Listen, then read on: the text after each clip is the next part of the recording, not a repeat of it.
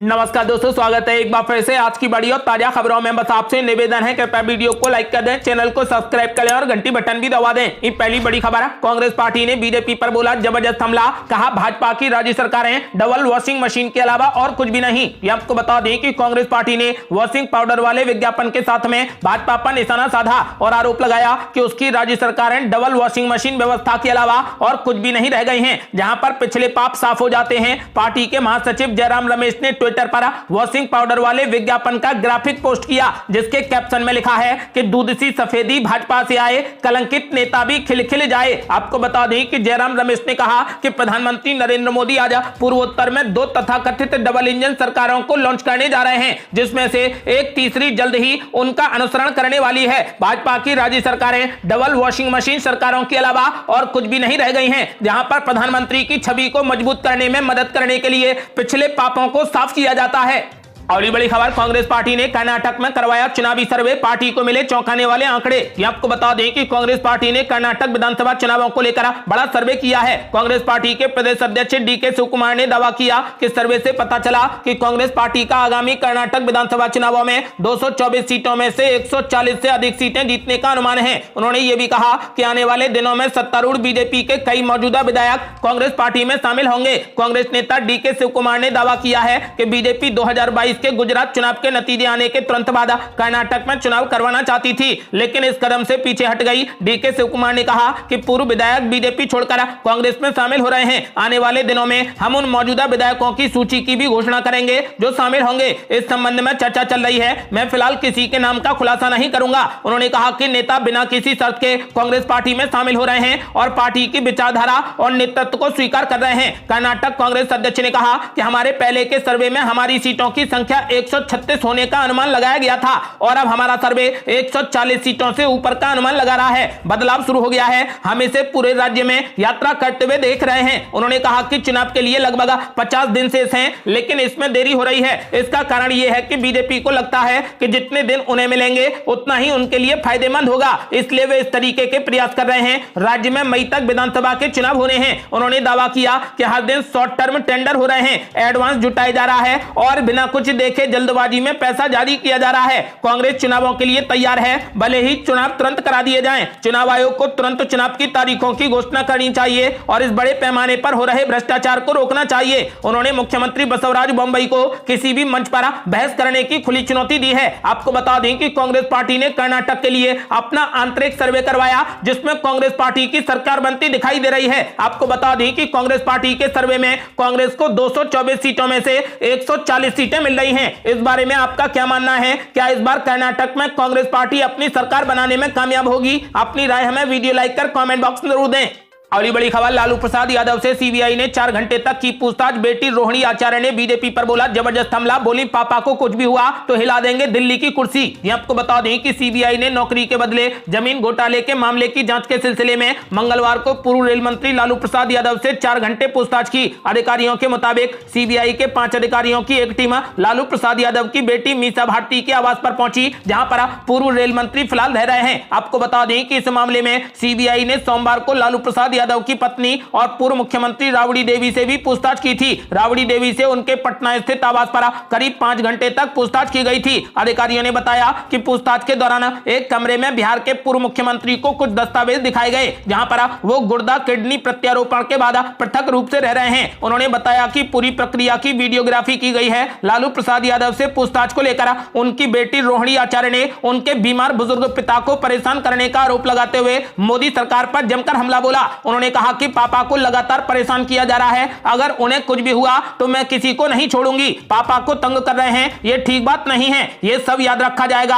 समय बलवान होता है, उसमें बड़ी ताकत होती है, ये याद रखना होगा। पापा को ये लोग तंग कर रहे हैं, अगर उनके तंग करने के कारण उन्हें जरा भी परेशानी होगी तो दिल्ली की कुर्सी हिला देंगे। आपको बता दें कि उन्होंने कहा कि ये बर्दाश्त नहीं किया जाएगा। यदि पापा को कुछ भी दिक्कत हुई तो हम दिल्ली की कुर्सी हिला देंगे।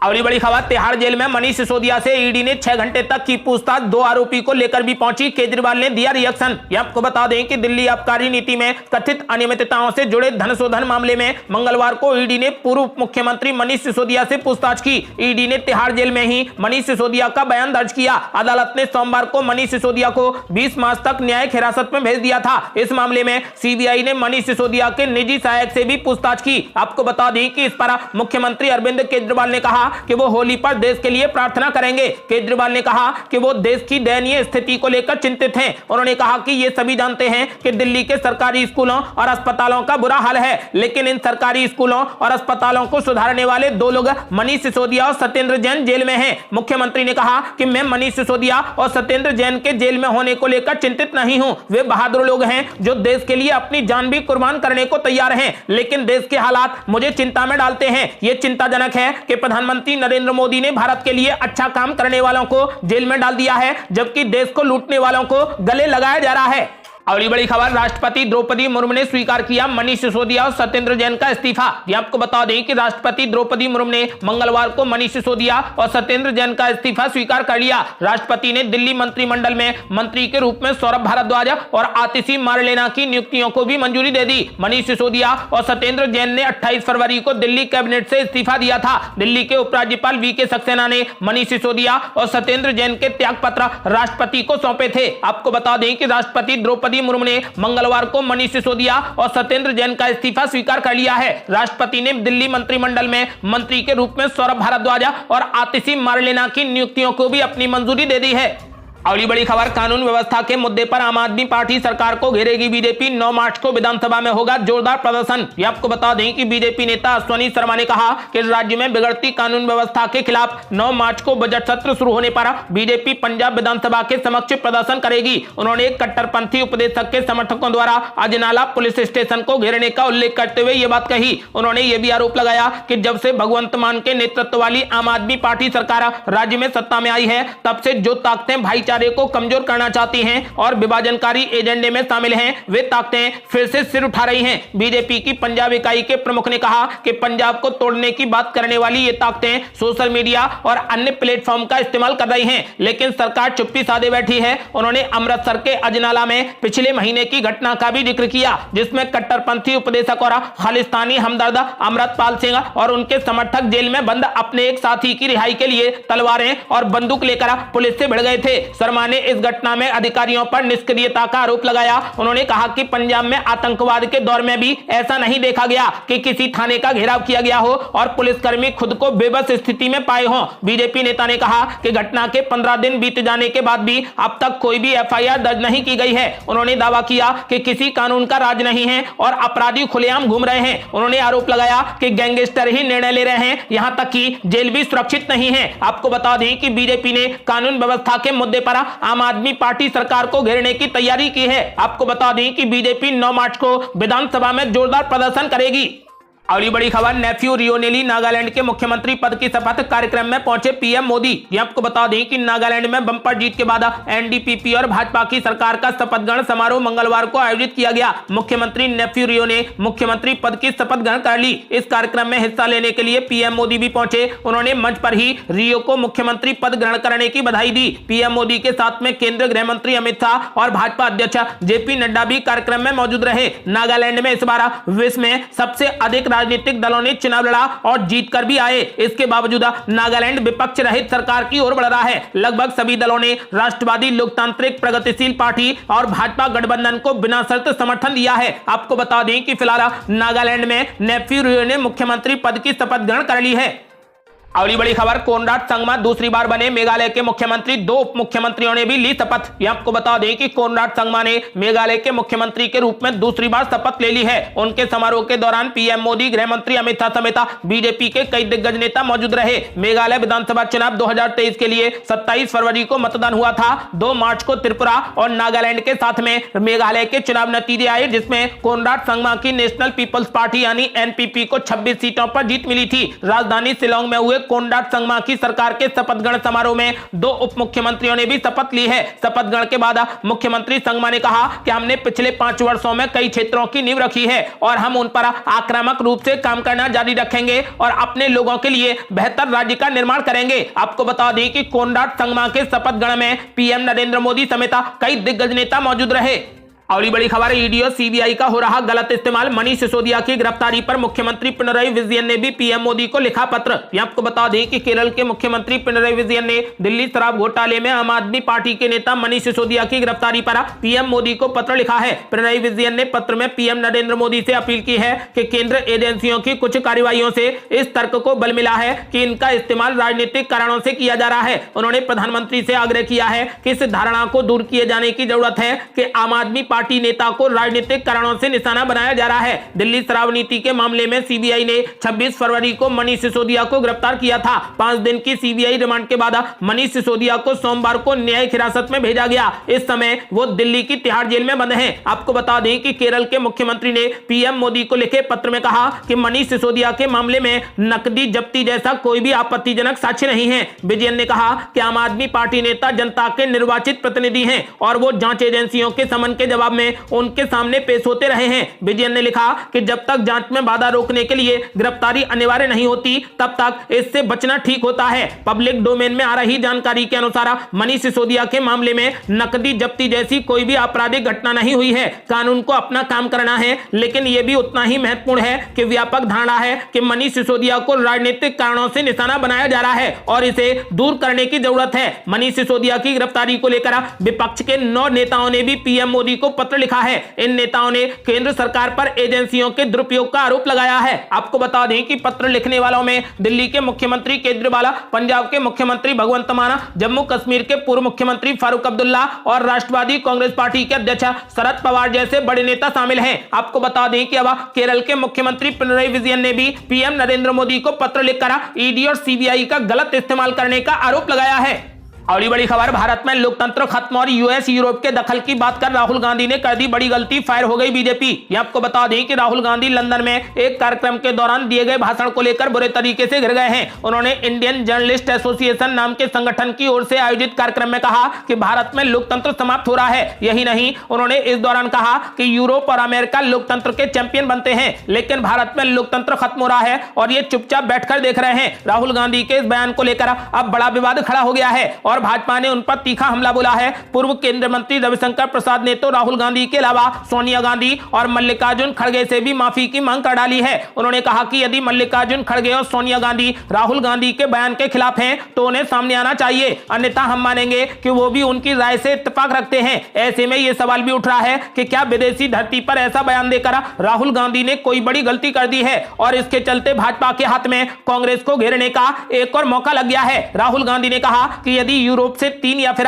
4 गुना बड़े देश में लोकतंत्र खत्म हो जाता है तो आप कैसे रिएक्ट करेंगे। असल में भारत में ऐसा हो चुका है, लेकिन कोई भी प्रतिक्रिया नहीं दे रहा। इसकी वजह यह है कि कारोबार और पैसे का मामला है। अमेरिका से आबादी में 3 से 4 गुना बड़े देश में लोकतंत्र समाप्त हो रहा है और इसकी रक्षा करने का दावा करने वाले अमेरिका और यूरोप चुपचाप बैठकर देख रहे हैं। इस दौरान राहुल गांधी ने कहा कि विपक्ष के तौर पर हम लड़ाई लड़ रहे हैं, लेकिन यह अकेले भारत की जंग नहीं है, यह पूरे लोकतंत्र का एक संघर्ष है। राहुल गांधी के इसी बयान पर भाजपा बुरे तरीके से फायर हो गई है। पहले तो अनुराग ठाकुर जैसे नेताओं ने राहुल गांधी पर देश के अपमान का आरोप लगाया, फिर रविशंकर प्रसाद ने मीडिया से बात करते हुए जमकर हमला बोला। उन्होंने कहा कि राहुल गांधी विदेश जाकर सारी मर्यादा और परंपरा भूल जाते हैं, वो लोकतंत्र की गरिमा ही भूल जाते हैं। वो बोल रहे हैं कि भारत में हमें बोलने नहीं दिया जाता। अभी तो सदन में एक व्यापारिक संस्थान को लेकर लंबा भाषण दिया और प्रधानमंत्री मोदी के खिलाफ कितनी भद्दी बातें कही। आपको बता दें कि रविशंकर प्रसाद ने कहा कि राहुल गांधी अभी नॉर्थ ईस्ट में कैंपेन के लिए उनकी पार्टी को 0 मिला है। देश की जनता जब आपको नहीं सुनती है और नहीं समझती है तो विदेश में जाकर विलाप करते हैं। राहुल गांधी ने लंदन में अपने भाषणों में भारत के लोकतंत्र, संसद, जनता, न्याय व्यवस्था का अपमान किया है।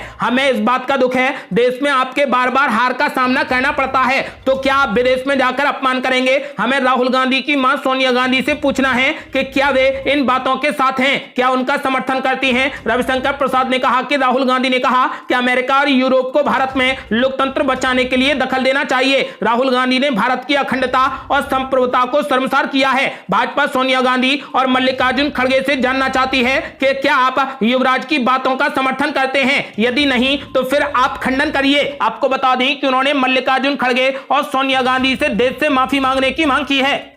और बड़ी खबर, पंजाब विधानसभा के बाहर धरने पर बैठे सिद्धू मूसेवाला के माता पिता बोले बेटे के कत्ल को दबाने की हो रही साजिश। ये आपको बता दें कि पंजाबी गायक सिद्धू मूसेवाला के माता पिता पंजाब विधानसभा के बाहर धरने पर बैठे हैं। सिद्धू मूसेवाला के पिता बलकौर सिंह ने आरोप लगाते हुए कहा कि पंजाब में जो कुछ भी हो रहा है वो उनके बेटे के कत्ल को दबाने के लिए हो रहा है। उन्होंने कहा कि कोई भी चीज उनके हक में नहीं जा रही है, इसीलिए वो विधानसभा के बाहर धरना देने को मजबूर हुए हैं। बलकौर सिंह ने कहा कि उनका बेटा विश्व प्रसिद्ध सेलिब्रिटी था, उसकी मौत को लेकर विश्व भर में रोष है। पंजाब विधानसभा के बाहर धरने पर बैठे सिद्धू मूसेवाला के पिता ने कहा कि सरकार हमारी बातें नहीं सुन रही, अभी तक कुछ नहीं हुआ है, सिर्फ शूटर ही पकड़े गए हैं, गिरफ्तार लोगों को मारा जा रहा है और गवाहियां खत्म हो रही हैं, चालान भी पेश नहीं किया गया है। अगर किसी सियासी नेता का मर्डर होता तो सारे आरोपी अभी तक पकड़ लिए जाते। मेरे बेटे का कत्ल हुआ है तो सिर्फ शूटर ही पकड़े गए हैं, जिन्होंने साजिश की है उन्हें नहीं पकड़ा गया है। बलकौर सिंह ने कहा कि जब तक विधानसभा चलेगी वो रोजाना इसके खिलाफ प्रदर्शन करेंगे।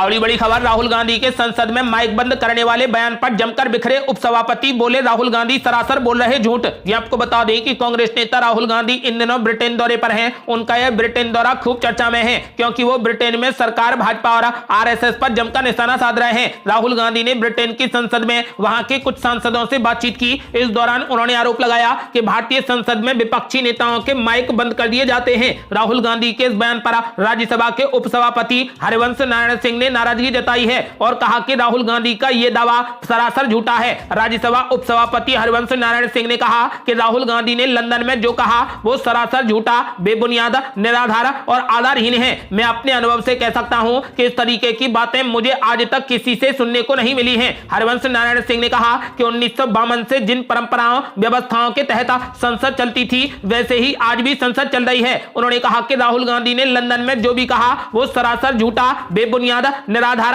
और आधारहीन है। और बड़ी खबर, आतिशी और सौरभ भारद्वाज के शपथ ग्रहण की तारीख तय, 9 मार्च को लेंगे मंत्री पद की शपथ। ये आपको बता दें कि आम आदमी पार्टी के विधायक सौरभ भारद्वाज और आतिशी गुरुवार को मंत्री पद की शपथ लेंगे। उपराज्यपाल वीके सक्सेना उन्हें मंत्री पद की शपथ दिलाएंगे। सूत्रों ने इस बात की जानकारी दी। बता दें कि दिल्ली के उप मुख्यमंत्री मनीष सिसोदिया और सत्येंद्र जैन के इस्तीफे के बाद 2 मंत्री पद खाली हो गए थे। मनीष सिसोदिया को दिल्ली शराब नीति के घोटाले के मामले और सत्येंद्र जैन को मनी लॉन्ड्रिंग केस में गिरफ्तार किया गया है। दोनों फिलहाल दिल्ली की तिहाड़ जेल में बंद हैं। आपको बता दें कि फिलहाल अरविंद केजरीवाल की सिफारिश पर दिल्ली एलजी विनय कुमार सक्सेना ने राष्ट्रपति मुर्मू से दिल्ली कैबिनेट में मंत्रियों के रूप में नियुक्तियों के लिए आतिशी और सौरभ भारद्वाज के नामों की सिफारिश की थी। सूत्रों ने कहा कि आतिशी और सौरभ भारद्वाज 9 मार्च को शपथ लेने के बाद 17 मार्च से शुरू हो रहे दिल्ली विधानसभा के बजट सत्र में बतौर मंत्री शामिल होंगे। ये थी अब तक की बेहद बड़ी खबरें। आपका क्या मानना है? क्या अरविंद केजरीवाल अपने ऊपर लगे दाग को हटा पाएंगे? अपनी राय हमें वीडियो लाइक कर कमेंट बॉक्स में जरूर दें। ऐसी ही ताजा और बड़ी खबरों को जानने के लिए हमारे चैनल को लाल बटन दबाकर सब्सक्राइब करें और घंटी बटन भी दबा दें। जल्दी मिलते हैं बड़ी अपडेट के साथ, तब तक के लिए जय हिंद, जय भारत।